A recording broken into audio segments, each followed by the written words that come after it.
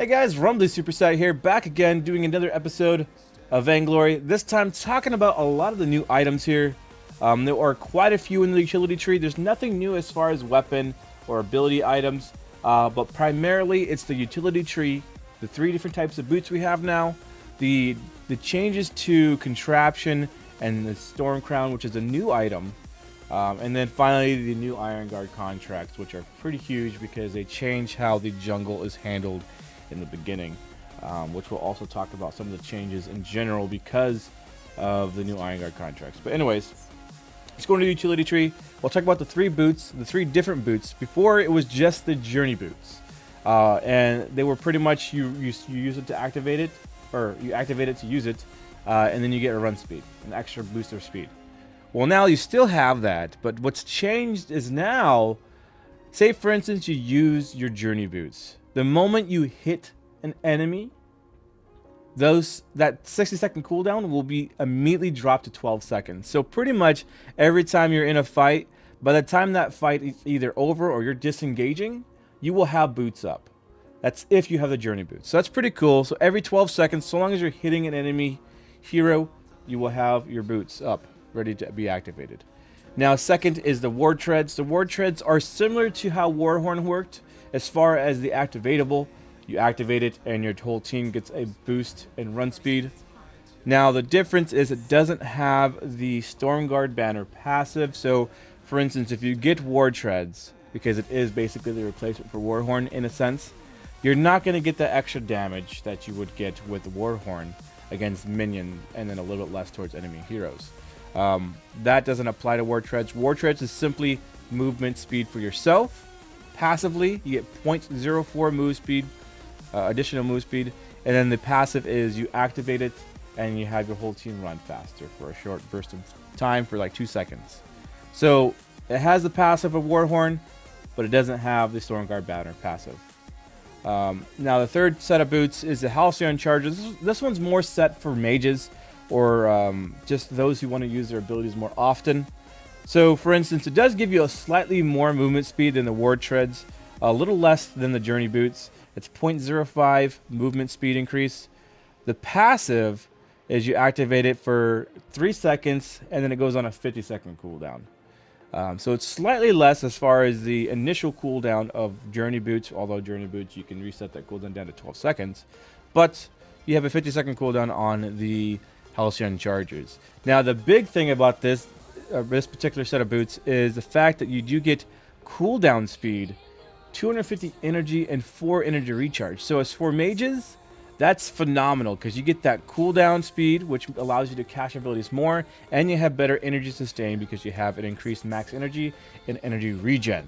So generally, you're going to see mages such as Celeste, CP Ringo, whatever you want to be, anything that's basically mage-based, you're going, or at least energy-based, heavily reliant on energy, such as your abilities, like Celeste, you're going to use Halcyon Chargers.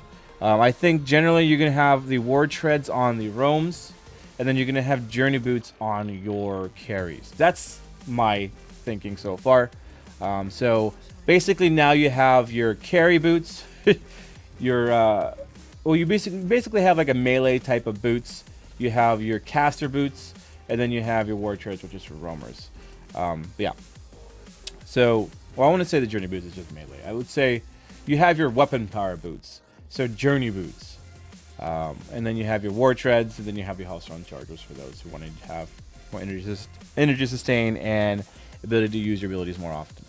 All right, so now the next set of items are the contraptions and the Storm Crown. Contraption, the only change to it was really the flare gun edition as far as a precursor. Before, you would have to buy, I forgot what item exactly it was, but you would have to buy a different item as a precursor to go into the contraption. You wouldn't have that effect of being able to cast a flare without the cost. Basically, generally, even if you're building towards a contraption, you would still have to buy flares prior to completing contraption because you wouldn't have that passive stacks of flares. But what they did is that they allowed it to where now there is a tier 2 precursor called Flare Gun, which kind of is like the final version of contraption as far as being able to cast a flare. but you only get one every 20 seconds. Oh, excuse me, every 18 seconds. So I have it right here. So pretty much this is the second precursor. I don't have contraption, but you can in fact cast flare gun and use a flare. So that's pretty cool. That makes it a little bit more beneficial earlier on. If you're building towards contraption, you don't have to have contraption just to have that cost efficiency flare gun. But it does eventually build into the contraption where you have more stacks. And then you can also place mines as well. Or scout trap, excuse me. So that's like the big change to contraption is flare gun. Flare gun being able to use flares without the cost, or basically having the cost efficient flares earlier on in the contraption build path. Alright, so now we have the Storm Crown. Storm Crown is the new passive of, like, for instance, Warhorn's passive. Not the activatable where you get movement speed, but the damage. So you do build into Storm Guard, you go into Chronograph, and then you go into Storm Crown. So you get cooldown speed, you get energy, 5 energy recharge, and 150 health. How it works though is after using an ability, your next 4 basic attacks in the next 6 seconds deal 140 bonus true damage to non-heroes or 35 to heroes. So it's better on minions and it's far less effective on heroes, but it still gives you some additional damage. So for instance, if I'm just doing basic attacks, I'm not going to get that extra damage. You can clearly see there's no white numbers because how it works now is you have to use abilities. So when I use this, now I have my stacks. You can see in the bottom left, the stacks are going down as I'm using them. I'll go ahead and do it again. So for instance, if I use an ability, bam, there's a stack of 4, and you have 6 seconds to use those stacks. So there we go. So I mean, she's still pretty good, Lyra, whatever you want to call her, with this item, because she can cast multiple basic attacks quite fast once she activates that Storm Crown with her abilities. There you go. So that's how that one works. So that is pretty... It's different. I would still say it's similar to how originally how the Storm Guard passive worked, but now it's more it's more revolved around actually being active with your abilities. So it kind of gives incentive to use your abilities more often. So like heroes like Adagio and stuff like that, or just I guess it's ROMs in general, using your abilities more often. They're trying to make it more relevant. All right, so finally we're gonna go ahead and switch over because I want to have somebody in the game to show the effects of this. But we're gonna go switch over and do the Iron Guard contract, the Protector contract, and the Dragon Blood contract. So let me go and do that real quick. All right, so how this next item works, which is the Iron Guard contract. This one is a little bit different. It says when a nearby ally kills a jungle monster, it heals you and your ally for 75 health each. So no longer is it just one person being the roam. The jungler himself also gets health. So let's go ahead and just kill off the one guy. We can clearly see here in a second that both of us will receive health after the kill. So there we go. We'll go ahead and do it again here. So you can see both of our health does rise by 75 each. That is a big change to the Iron Guard contract. No longer does the ambient gold also have to be added to the Iron Guard in order for it to take effect. So now the Iron Guard itself no longer has that passive. The passive ambient gold is now just in general on any hero, regardless of having the Iron Guard or not. The Iron Guard contracts, or just the contracts themselves I should say, will have different effects that are just great for early game pressure or early game survivability, that kind of stuff, more so than just the ambient gold that it used to give. The ambient gold, like I said, is no longer part of the Iron Guard contract. It's innate in every hero. But yeah, so that is the Iron Guard. So let's go ahead and grab the Protector contract. It looks like Nox is just going to kill that thing again. We'll go ahead and Protector contract. We're going to go ahead and just sell the Iron Guard contract. So the Protector contract grants 120 health barrier to the nearest ally hero for 2 seconds. 5-second cooldown, so you can use it once. You have to wait 5 seconds, then you can use it again. But the charges themselves only gain additional charges every 20 seconds. So, but let's go ahead and just cast that real quick. We can clearly see Nox is low on health. Let's go ahead and cast it. So there we go. You can see a little trail or a little projectile go over the Nox. Do it again. So it gives them a little bit of barrier. How much was it? 120 barrier, I think it was, right? Yeah, 120 health barrier to the nearest ally hero. All right, so that is that one. Nothing more than just that. It's pretty much just for survivability. It's just to an ally hero. So, I mean, it's just one single target from what my understanding here. So it has its relevance as far as being able to help your teammate out. Sometimes I might even think that getting multiple Iron Guard multiple contracts might not be a bad thing early game, because you can give a barrier, you can keep both of you guys topped off with the Iron Guard, and then the Dragon Blood contract obviously is more of an aggressive type of contract. Let's talk about let's just talk about the Dragon Blood contract real quick, since we're already talking about it. So Dragon Blood contract: after a brief delay, nearby enemy heroes are marked for 3 seconds. The next basic attack from an ally consumes the mark, slowing by 30% for 2 seconds and dealing 75% bonus crystal damage. It has a 15-second cooldown and 2 max charges, 40 seconds per charge to replenish. Alright, so I'm not going to really go and log out and get back into another match so I can show you guys, but you guys get the idea. So basically, imagine if Nox Fox was an enemy. I would cast this ability. You can even see a little pulse to indicate where it's going to be. So I would cast it. You can see a little, like, I don't know, I guess faded trail of a pulse. Let me go and do it again in a second. But anyway, so that's what you do there. Looks like Nox Fox just went AFK, but whatever. So you go ahead and say, like, again, Nox Fox is an enemy. The roamer or whoever has the contract would be, bam, cast it.